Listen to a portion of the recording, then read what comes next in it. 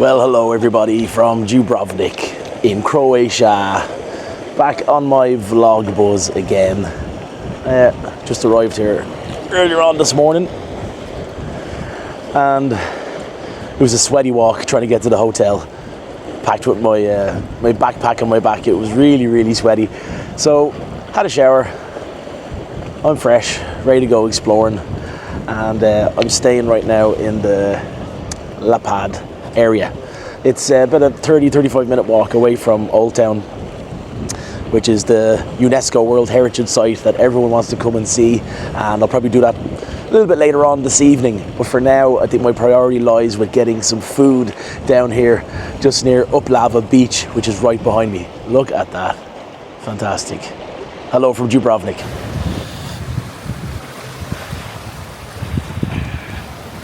Hello, how are you? There's one place that I'm intrigued by, and it is called Cave Bar. And literally, it does what it says on the tin. It's somewhere to eat, somewhere to drink, inside of a cave. Now, I think it's fairly busy on a Saturday. Obviously, the weather's really good as well. It's near the end of May, so let's see what we can do. See if I can barge my way in. It was such a beautiful evening that day that I chose to sit outside of the cave bar and maybe explore it later on in the day. But as you can see, I ordered a local Vukovarsko craft beer, 4.5% alcohol, not bad. And I also picked up a plate cave, 2 snacks with salami, mozzarella and olives, salty cheese and pepper. Absolutely beautiful, and what a day to do it. Back in 2016, construction workers were working on a hotel above where the cave is right now. By accident, uncovered this cave. And what did they decide to do? Well, let's make a cool, trendy bar out of it. And if the darkness is a bit too much, you can do what I did on the evening and just chill outside and watch the water ebb and flow. I was particularly impressed by this glass floor in which you could see the water underneath the cave. I have to say I felt very fancy when I found out I drank in Business Insider magazine's 50 incredible bars you should drink at in your lifetime. I really recommend staying in Lapad. It's only about a 35-minute walk away from the old town, and as you'll now see, I was blown away by how peaceful it was. So Cave Bar was fantastic. I'm on the route now to Scar Winery. Forgive me, any of my Croatian friends, if I've butchered that pronunciation. But what really strikes me is I'm like a 1-minute walk away from the main strip here in Lapad, and I just smell the trees and I hear nothing but birds singing and silence.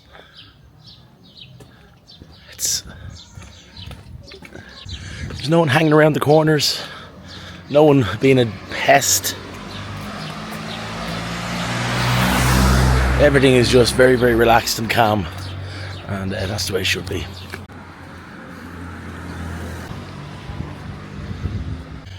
Embracing the future electric car technology. I like it. Yeah. Croatia leading the way to Majesta. The evening was starting to progress nicely, so I decided to go for a walk along Lapad Harbour and investigate a little local winery delicacy. I'm down at the harbour in Lapad. It's a Saturday night. It's very quiet. I think it's also because, especially in continental Europe, a lot of you guys tend to go socialising a lot later than we do, because unfortunately in Ireland we've got very old-fashioned licensing laws where nearly everything is closed on a Saturday about 1 o'clock in the morning maximum. There used to be even a lot more nightclubs. Now I think there's one opening. I think that might close at 2:30 like how it used to be, but still nothing too crazy. Check out this boat.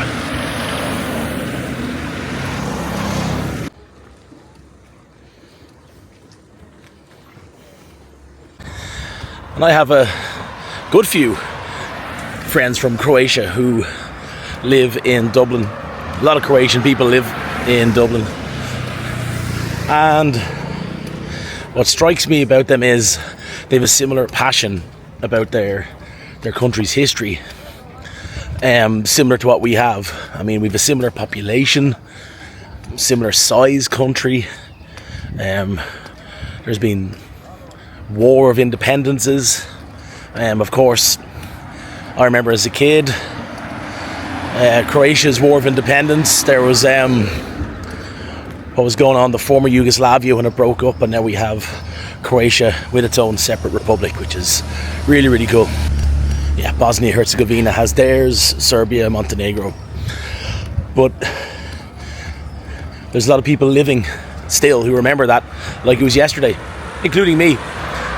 Not for a second am I insinuating that I have a lived experience of what went on in the past of this country. Definitely not. But I remember as a kid seeing it on the news reports. We had our War of Independence back in 1919 to 21, then our Civil War to 22 to 23.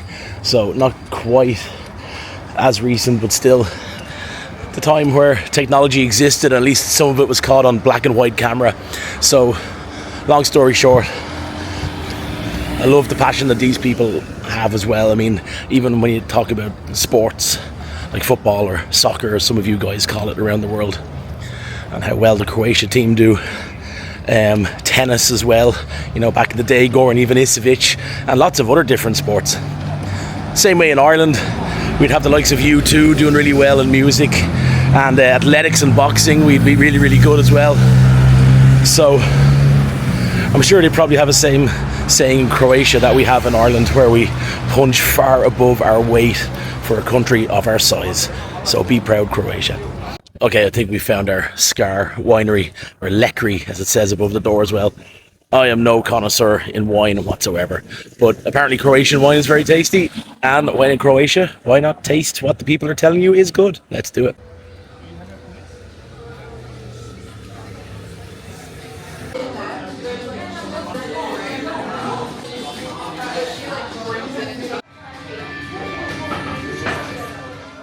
So apparently all the wine here is made in Split, the city further up the coast here from Dubrovnik, and apparently the wine will not give you a hangover because it doesn't have chemicals and additional stuff going on. And also this is the only winery outside of the walls of Dubrovnik, so it has a really good reputation. Let's see what we can do. Tastes like a mulled wine from Christmas. So good. The local Maestral Pale Lager from Dubrovnik Beer Company was yummy as well, 5.4%. But finally, it was time to check out the beautiful, beautiful old wall city of Dubrovnik. Starting off at the main gate known as Pile Gate. Not pile, does not rhyme with smile. We're now entering a UNESCO World Heritage Site, and there has been human settlement here for many thousands of years, but what we're seeing at the moment is anything going back from the 11th century up until the 17th century inclusive. As I go through this gate, we will see the large Onofrio fountain designed in 1438. On the left hand side is the 14th century Franciscan church and monastery.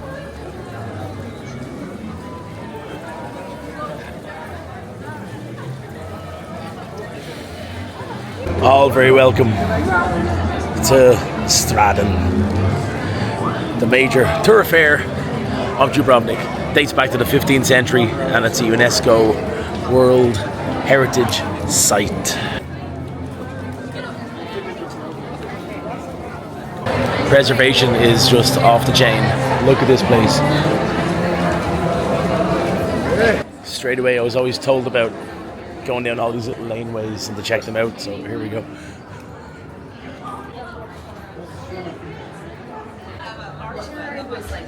Like there was another new gentleman.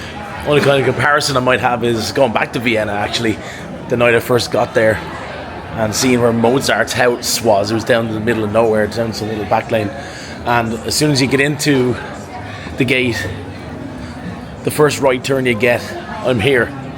It's absolutely beautiful.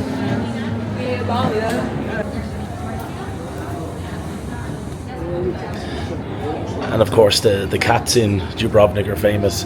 Apparently they're all neutered, which is why they're relatively calm. If you need to get your money out, make sure it's inside a 15th century wall.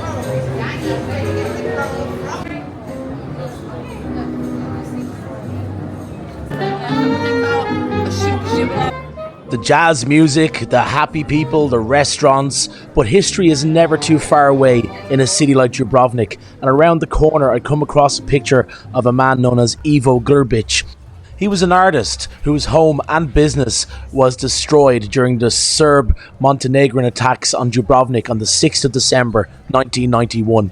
He passed away in 2020, and there's always a reminder that peace is very, very fragile indeed.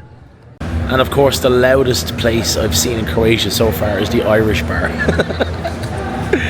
Yeah! There's a big green light, which only means one thing. Irish bar is on the way.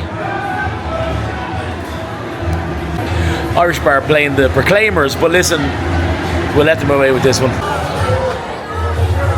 Hello, ladies and gentle folk. My name is Ross, and this is Ryan here, and he's from London, innit? London. And we're in the Irish bar, had a lovely Guinness, and now it's time to go exploring. Ryan, you are the man that knows more about Dubrovnik than I ever. You know what? I'm lost already. I've just walked down the pub, but I can't find. No, it's down here. Don't be sorry. Be happy. How old? These girls want to know how old I am. You got to dance with her. You got to dance. I have to dance with you. Okay, fair enough. I'll tell you what. I have to dance with the bride. Oh, lovely.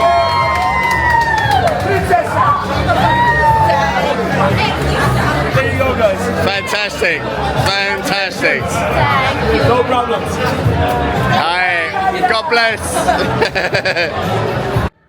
After frightening those poor Italian girls, it was time to see the beautiful Church of the Holy Annunciation in Dubrovnik. It's an Orthodox church which was heavily damaged during the war in 1991 and rebuilt mainly in 2009.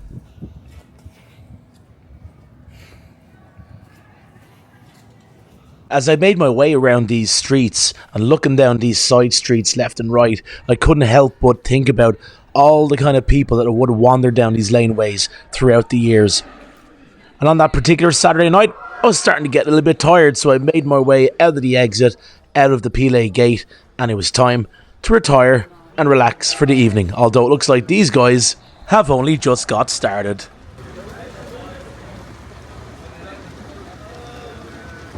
This is very, very simple. You simply don't go to Dubrovnik without visiting the walls of Dubrovnik and walking its entire length. When you go on a walk around the walls, you will see why Dubrovnik is called the Pearl of the Adriatic.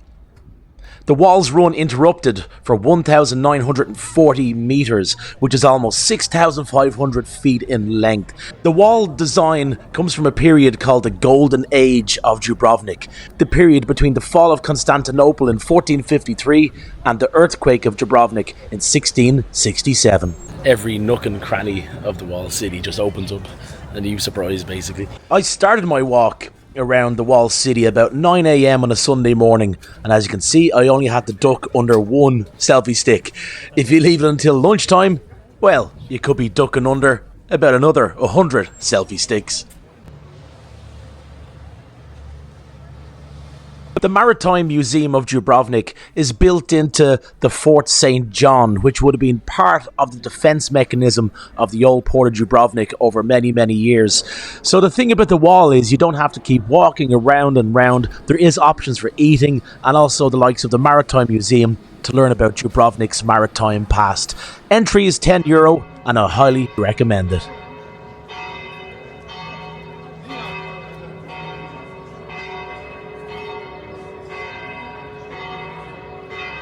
So just left the Maritime Museum here in Dubrovnik and it was absolutely fascinating. Even found out that a few ships that originated in Dubrovnik were involved in the Spanish Armada battle between the English and the Spanish back in 1588. The Spanish leased the people here in Dubrovnik some ships, and those ships were involved in being shipwrecked off the west coast of Ireland. So there's always a connection somewhere when you go digging deep, and I really found out some really cool things. Even here in Dubrovnik. It was under French control for a few years after the dissolvement of the Dubrovnik Republic in the early 1800s. So for about 5 or 6 years it was under French control, and apparently things didn't go too well here. The shipping industry kind of fell by the wayside and took a long time to recover, but still part of the history of this fantastic place.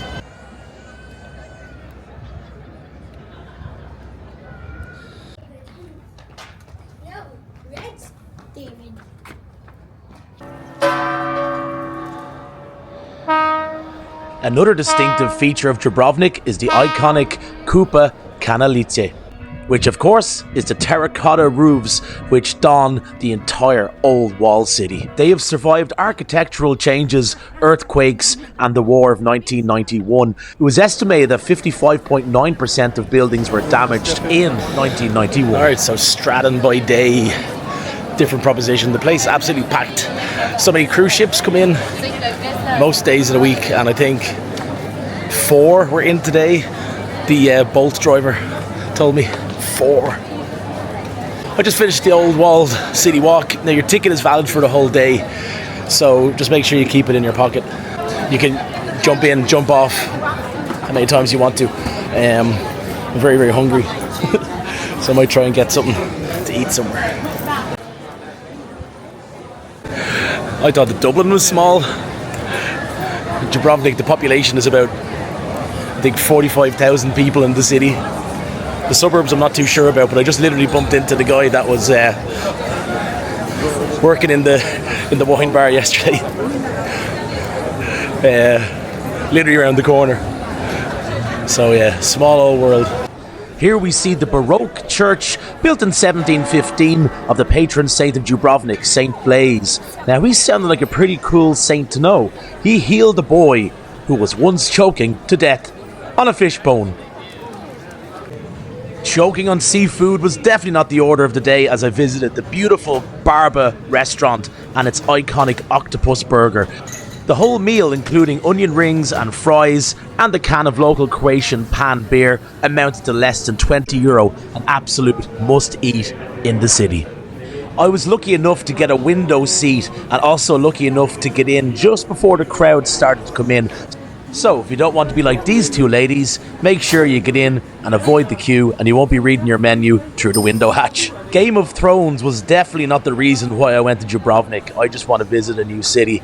But if you want to say hello to Tyrion Lannister, he's there waiting in his cup, waiting to say hello to you. This city is absolutely packed with private walking tours that are Game of Thrones orientated. So if it's your thing, great. It's not my thing, so I continued on. For some reason I love booking city breaks in cities that have numerous amount of steps. Lisbon was the same, and now Dubrovnik is about level. Ongoing steps. So if you haven't gone to the gym recently, probably best to avoid it. Actually, I haven't been to the gym for about 2 months, and I'm dying.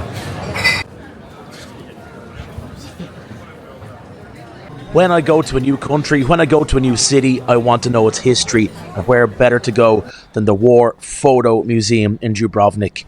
I didn't go up close to record. I think these images deserve a lot more respect, so I have those images in my mind, and that's the way that it's going to stay. All I can say about that war museum is wow. I should say it's a war photo museum. There's no artifacts from the war. It's more the images from that time period. Really brought it back to me. I remember being a kid and seeing those images on the news, on the TV. So if you're in Dubrovnik, there's loads of alleyways full of restaurants, but there's also lots of museums and a lot of history here. So if you're like me and that's your side of thing, definitely check out things like the War Photo Museum. Back to Baroque architecture again, this time from 1670, the Cathedral of the Assumption of the Virgin Mary, otherwise known as the Cathedral of Dubrovnik. While I didn't get a lot of footage of Gianni's, the guys in Barba restaurant recommended it to me, and that was a great ice cream. If I was reincarnated, I'd probably be a Dubrovnik cat.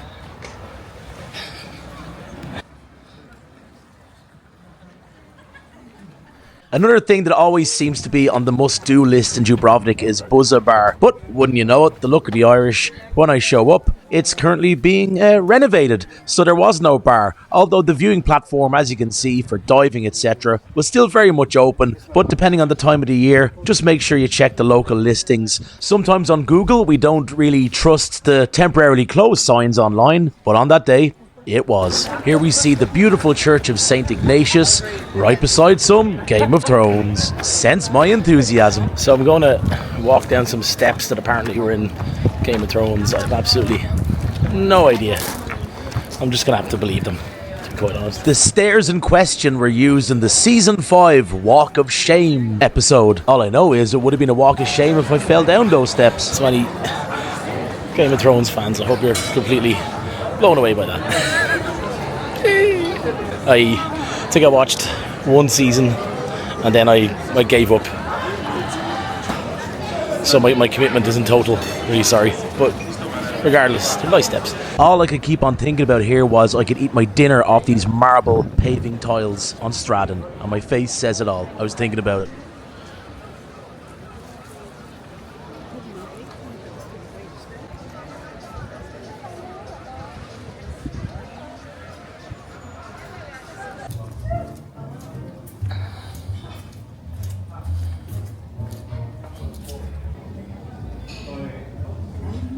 Sorry, bud. You keep eating. The cats rule the roost around here. If you ask me, the Game of Thrones steps look even more beautiful by the nightlight. And look how quiet it is. So if you're kind of a nocturnal kind of person, maybe get your tourism in later in the evening.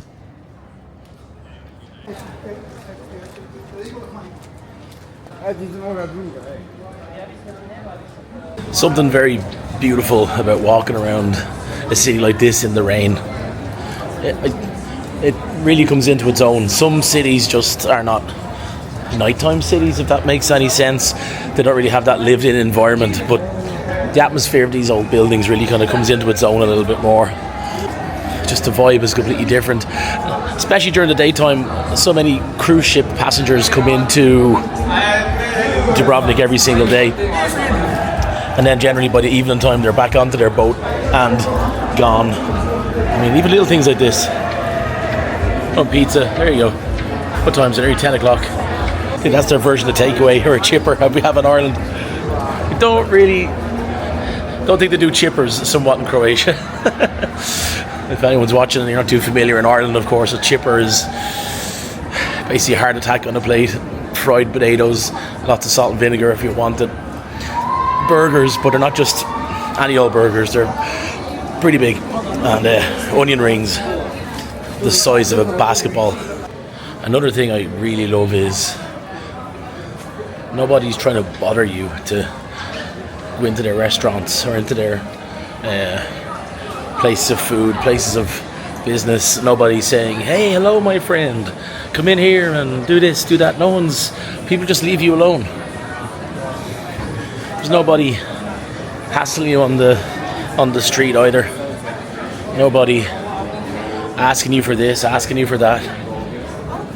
It's just so chilled. It really is. I'm pleasantly surprised. I've never really been to a place like this where everything just runs like clockwork with the least amount of effort or persuasion. It's almost like it's built in. Their way of thinking is just that, where everything is straightforward, everything is tidy, everything is respectful. Hats off Croatia. Hats off city of Dubrovnik. There are three things though more certain in life than death, taxes, and no matter what city you go to in the world, there will be a cover of somebody playing Suspicious Minds by Elvis.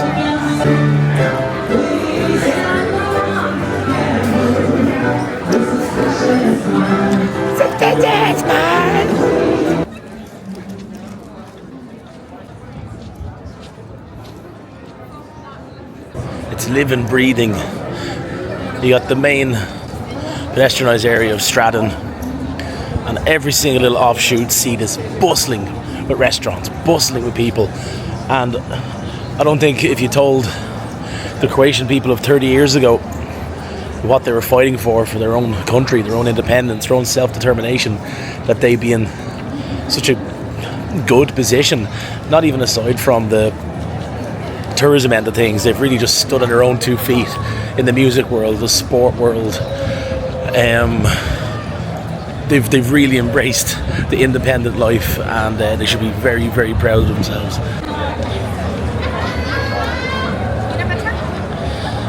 Even the hen parties, the girls who are on their hen parties are dressed up better here in Dubrovnik. I can hear English accents. I'm sure Irish girls come here. I just haven't heard any Irish girls yet here. But the girls look beautiful. They're in dresses. So it's almost like Dubrovnik demands that from you. You can't just come over and any old palaver. And the girls are rocking it. May your hangovers be less troublesome in the morning.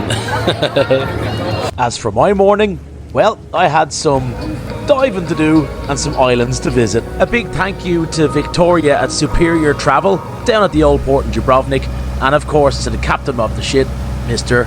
Gregor.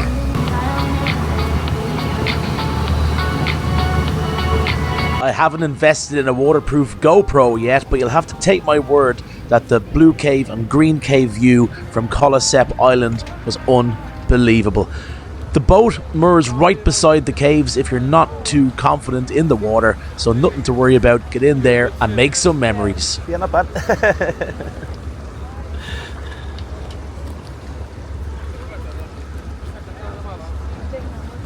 Needless to say, if you're as pale as me, make sure that you put on about 4 or 5 layers of Factor 50 sun lotion before getting into that water.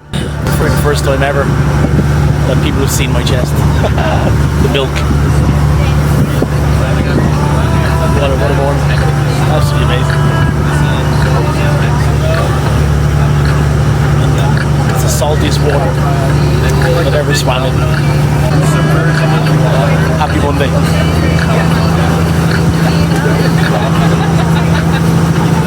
The island of Lapad was next up, the most economically advanced of all the Elefiti islands off the coast of Dubrovnik. Note to self, make sure if you want to bring your bags, you're going to have to put it up over your head and bring it into the shore yourself at low tide. But for now, let's enjoy the views from Sunj Sandy Beach, which is a rarity in Dubrovnik. Wonderful.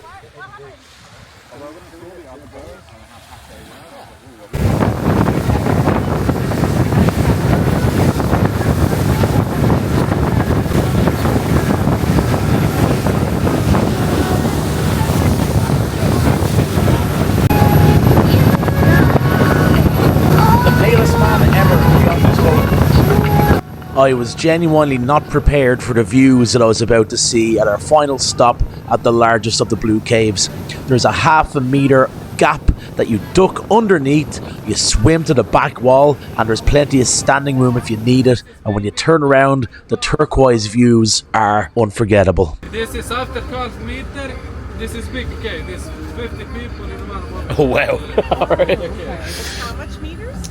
Well, 50... 12 meter is cold.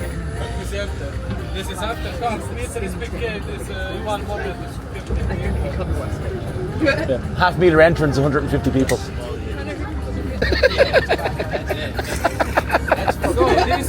And yet again, I did not have a GoPro, so I just have to take those memories away. And what a day I had as we boarded the boat and sailed right back into the old Port Gruz. The old wall city of Dubrovnik up on our left hand side there, as we about to get in to harbour. Yeah, that's it.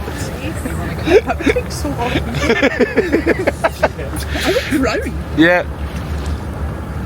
I was thinking to myself as well, so I hope the tide doesn't change like by the time we get back into port.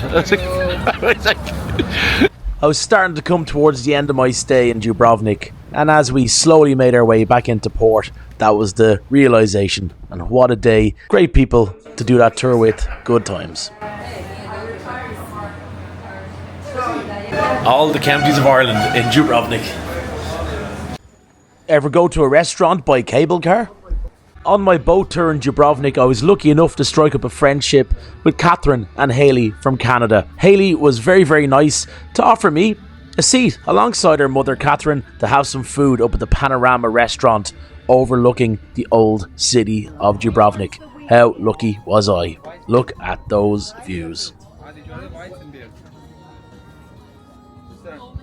Catherine and Hayley, if you're watching, thank you so much. Again, ladies. So as we made our way out of the restaurant, the mountains on the horizon are part of the border between Croatia and Bosnia, so literally looking over towards another country. A lot of the time I was having such a good time with other people that I didn't bother want to vlog everything, but I did manage to go to something off my bucket list, holy burek. Bureks are a kind of pastry, and here I had the veal, absolutely delectable. I also went for a meal at Lady PP's restaurant and had the tuna steak, which was really, really scrumptious also.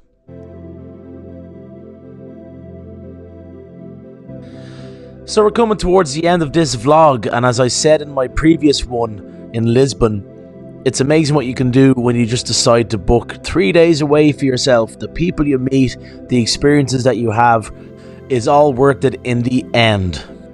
If you like this video, make sure that you leave a like down below, hit that subscribe button, and also feel free to follow me on Instagram, talktoross, all one word. I'm very, very active over there. So, thanks for watching, and enjoy these lovely views over Old Town of Dubrovnik one more time. Talk to you very, very soon.